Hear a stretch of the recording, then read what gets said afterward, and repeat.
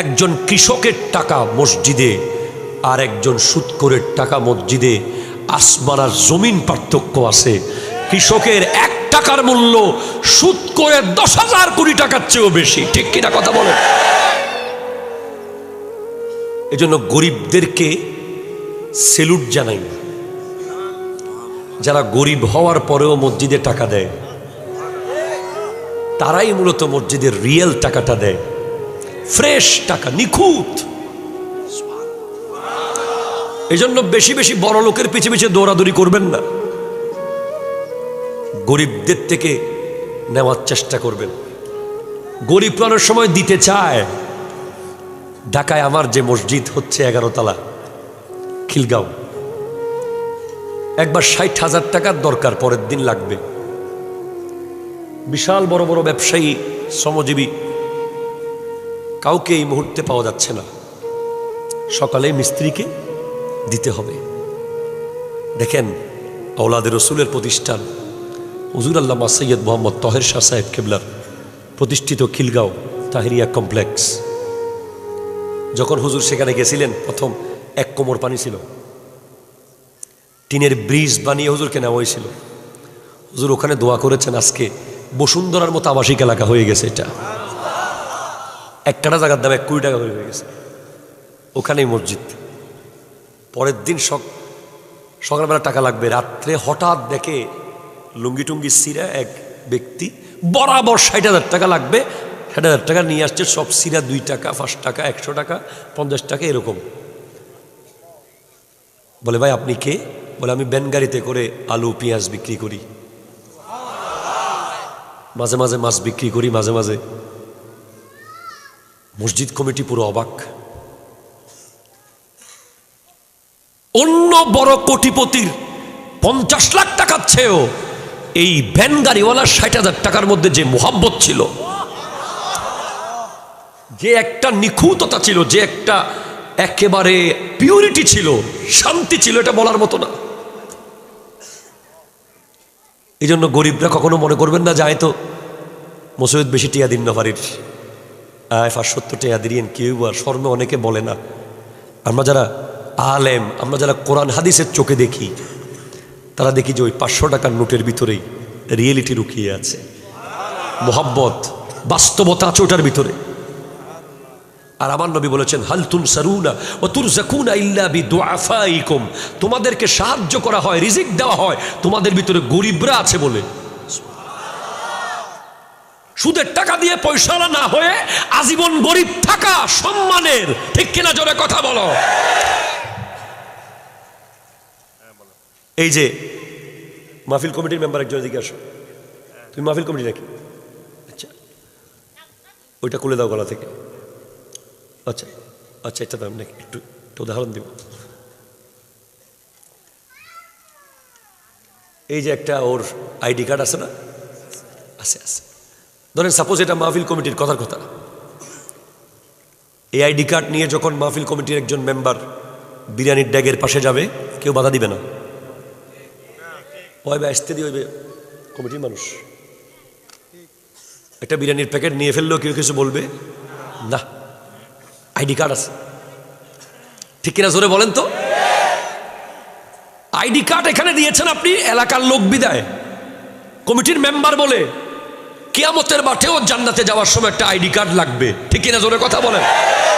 ওখানে ID card কোনো বংশ দেখে, পরিবার দেখে, টাকা দেখে, ক্ষমতা দেখে, চেহারা দেখে দেওয়া হবে না, দেওয়া হবে না, দেওয়া হবে না। ও আইডি কার্ড অনেক সময় ড্রাইভার পাবে, মালিক পাবে না। ওই আইডি কার্ড অনেক সময় দেখবেন দারোয়ান পেয়ে গেছে, বিল্ডিং এর মালিকে পায় নাই।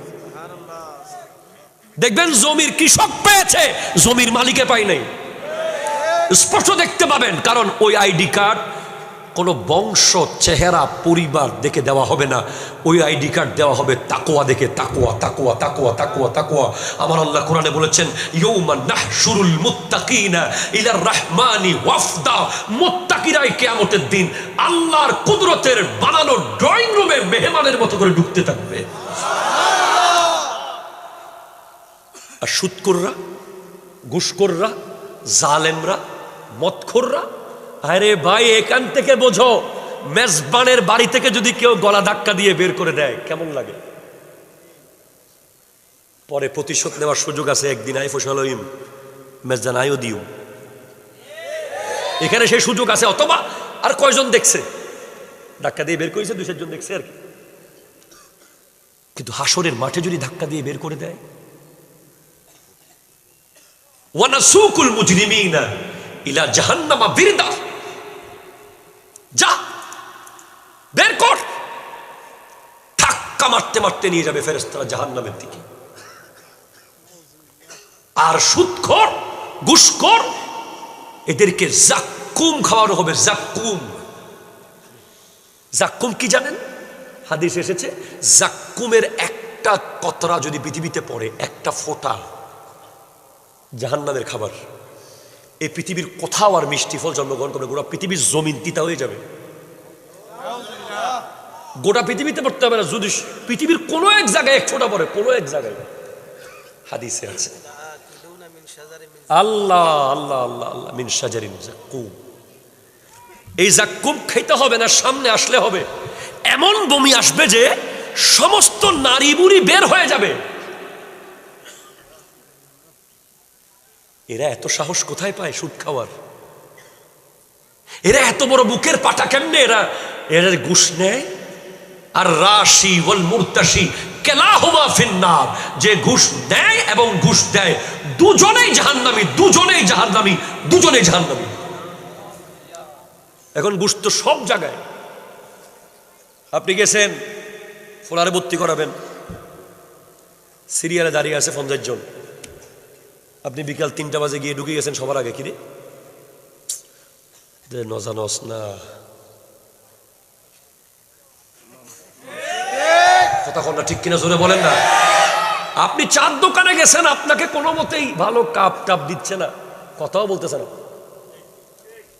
আর একজন গেছে ওমা আইন বেগুন দুধ দিয়ে, কিরে টিস্যু লই সাল লই ফানি লই, কিরে ওই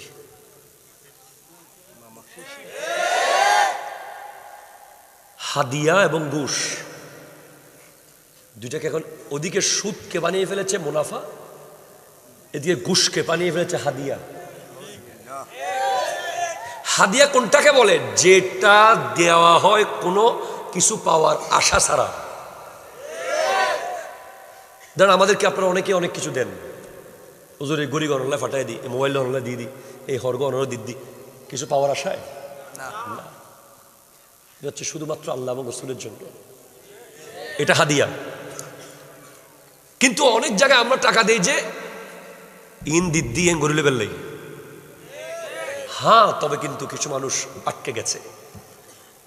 কোথায় যাবে? তাকে রেজিস্ট্রি করতে হচ্ছে, তাকে জমি বিক্রি করতে হচ্ছে, তাকে জমি কিনতে হচ্ছে, সে দুঃখে পড়ে গেছে। এখন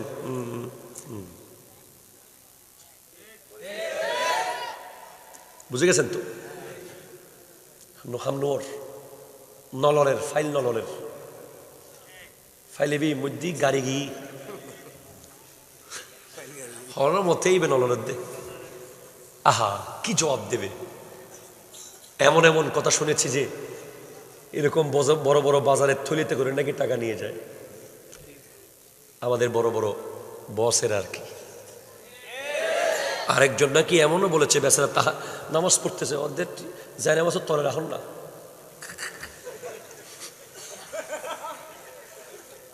মানে বেচারা নামাজে আছে তো টাকা নিতে পারতেছে না, যে আহা যায় নামাজের তলে রাখি দিতে বলতেছে। একজন নাকি এরকম ঘুষখোরকে এক রেস্টুরেন্টে বড় এক ঘুষখোরকে খাবার দিছে শুকরের গোশত। বলছে কি এগুলো কিসের গোশত? বলে শুকরের। হেক বেটা, ইসলামের শুকর খাওয়া জায়েজ, তো ঘুষ খাওয়া কি জায়েজ? কথা জোরে বলেন না, ঠিক কিনা? উনি শুকরের গোশত খাবে না, কিন্তু উনি ঘুষ খাবে। অনেকে দেখা যায় যে বিদেশে বিভিন্ন কান্ট্রিতে যায়, ওখানে গিয়ে ওই দেশের লোকেরা তো সাপ খায়, বিচ্ছু খায়, পোকা খায়, বেচারা মুসলমান মানুষ না না এগুলো তো আমরা খাই না, এগুলো হারাম ইসলামে।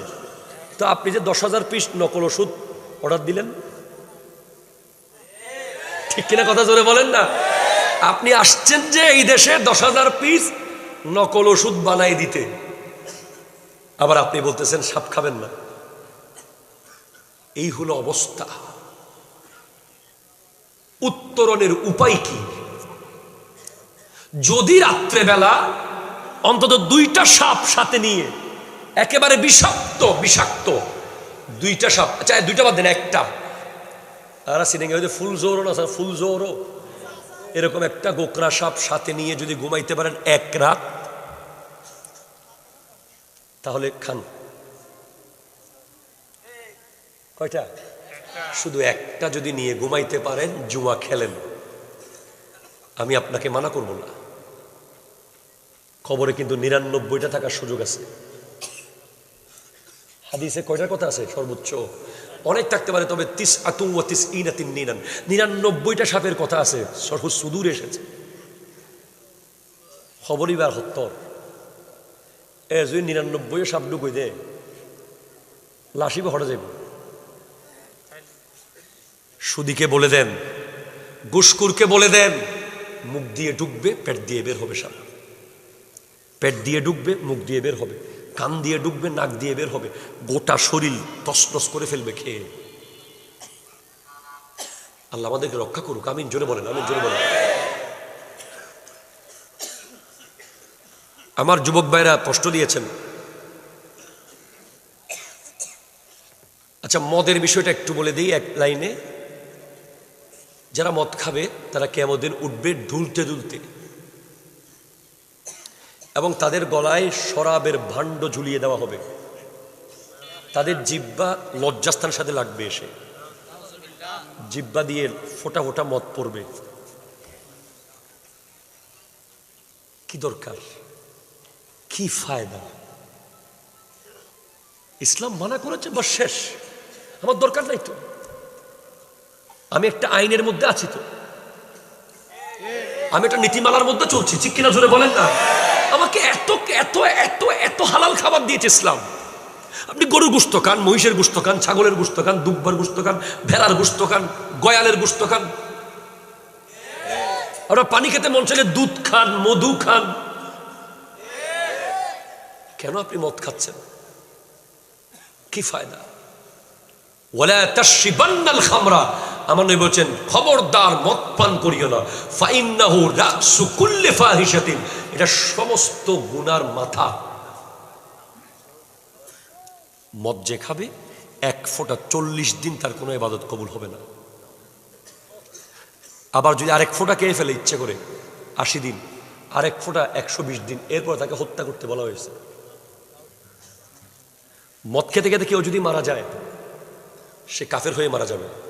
হাদিস আছে, মান জানা ওয়া শারিবাল খামরা নাযা আল্লাহুল ঈমানা কামা তাখলাউল খামিসা মিন রাসিহি।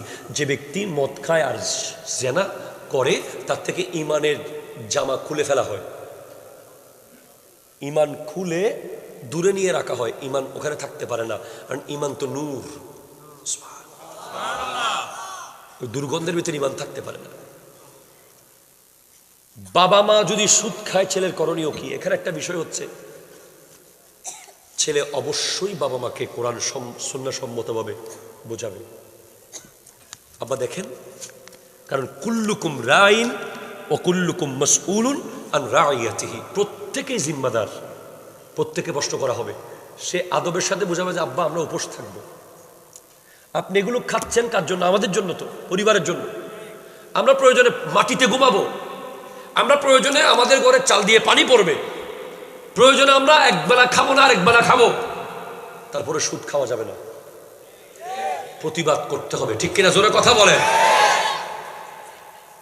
বাবা মার বিরুদ্ধে আদবের সাথে বোঝাতে হবে। এটা এই বিষয়ে বাপ মাকে প্রশ্রয় দেওয়া যাবে না, বোঝাতে হবে আদবের সাথে। এরপরেও যদি না পারে সে, ছেলের উচিত হবে যে বাবের টাকা না খাওয়া। সে নিজে প্রয়োজনে মাটি কেটে নিজে কামাইয়া নিজে হালাল খাবে। কথা জোরে বলেন, ঠিক কিনা? 2, নামাজের মধ্যে মন বসানোর উপায় কি? প্রশ্ন এসেছে।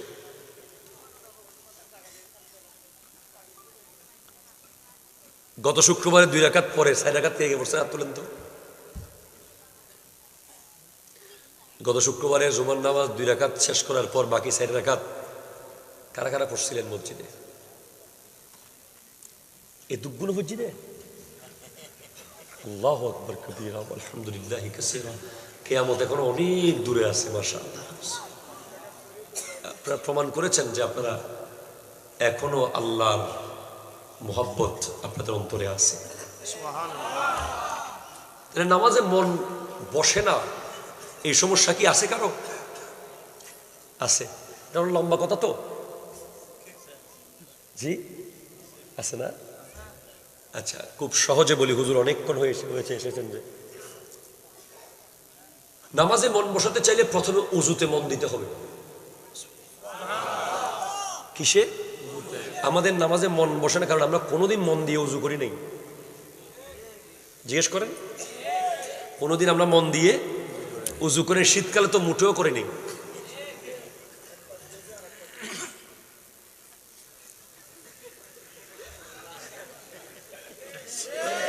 ঠিক কিনা কথা জোরে বলেন। অথচ শীতকালে যে উজু করবে তার গুনাহগুলো সব মাফ করে দেবে আল্লাহ। ভাই আপনি পক্ষে যুদ্ধে পরে যান, আগে একটু শীতকালে ফজরের নামাজ উজুটা করেন। বুঝাইতে পারিনি? আপনি ফজরের নামাজে ঠান্ডার জন্য উজু করতে পারতেছেন না, আপনি যাবেন কে কে যাবেন? ইসলামের পক্ষে যেতে রাজি আছেন কে কে? হাতগুলো।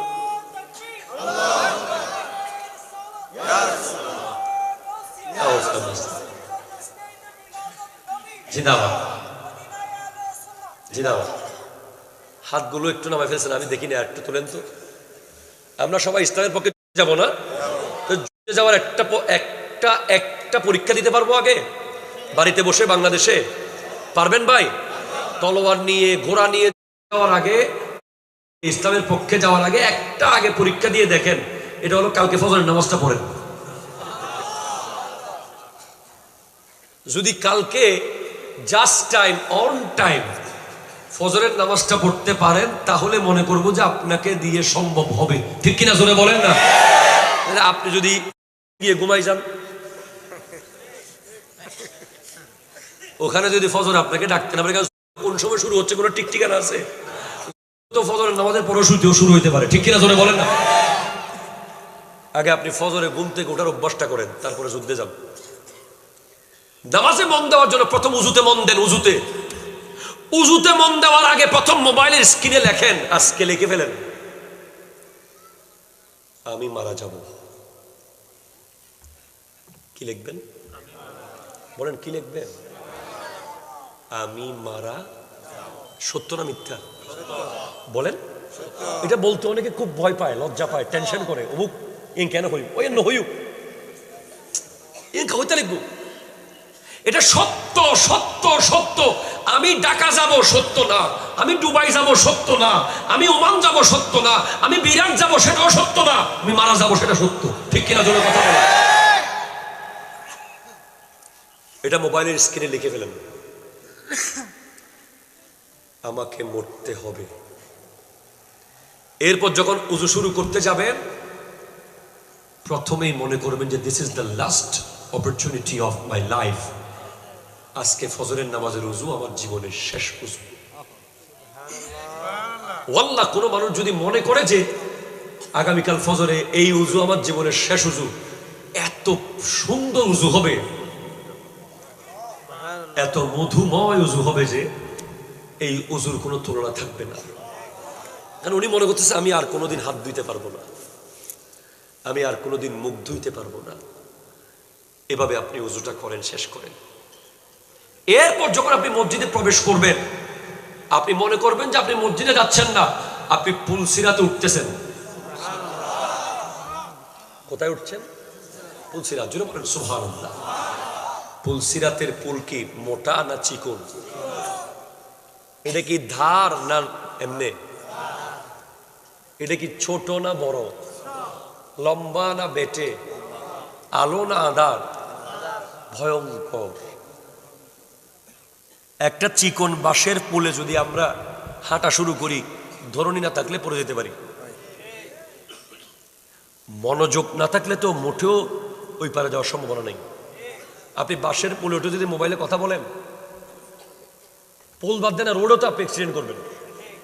আপনার ফুল কনসেন্ট্রেশন ওই পোলে থাকতে হবে, তাহলে আপনি ওই পারে যেতে পারবেন। তাহলে চিকন চুলের চেয়েও যেই পুল, সেই পুলে উঠে কি আপনি আর কোনো কিছু খেয়াল করতে পারবেন? পারবেন না। আপনি মনোযোগ বরাবর তীক্ষ্ণতার সাথে রেখে যদি ওই পারে যান, জান্নাত। সেভাবে নামাজ যখন আপনি আল্লাহু আকবার করে দাঁড়িয়েছেন, আপনি মূলত পুলসিরাতের উপরে দাঁড়িয়েছেন। আপনি মনোযোগটা নামাজের যাই নামাজে রেখে যদি সালাম ফিরাতে পারেন, তো জান্নাতে চলে গেছেন।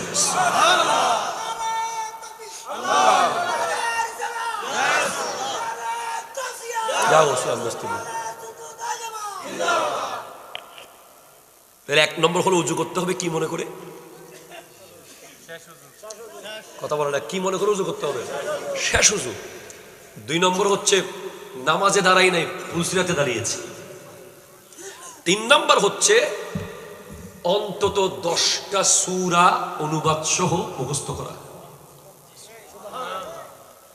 আজকের দিনে কোরআন আমরা সবাই পড়ি, কিন্তু কোরআনের কোনো তাসির আমাদের মধ্যে হয় না। কারণ কোরআন আমরা কি পড়লাম, আল্লাহ কি বলল আমরা জানি না। যখন আপনি পড়বেন আলহামদুলিল্লাহি রাব্বিল আলামিন আর রহমানির রহিম মালিকি ইয়াউমিদ্দিন ইয়্যাকা না'বুদু ওয়া ইয়্যাকা নাস্তাঈন। নারায়ে তাকবীর, নারায়ে রিসালাত, নারা গাউসিয়া। প্রধান অতিথির আগমন, মেহমানে আলার আগমন।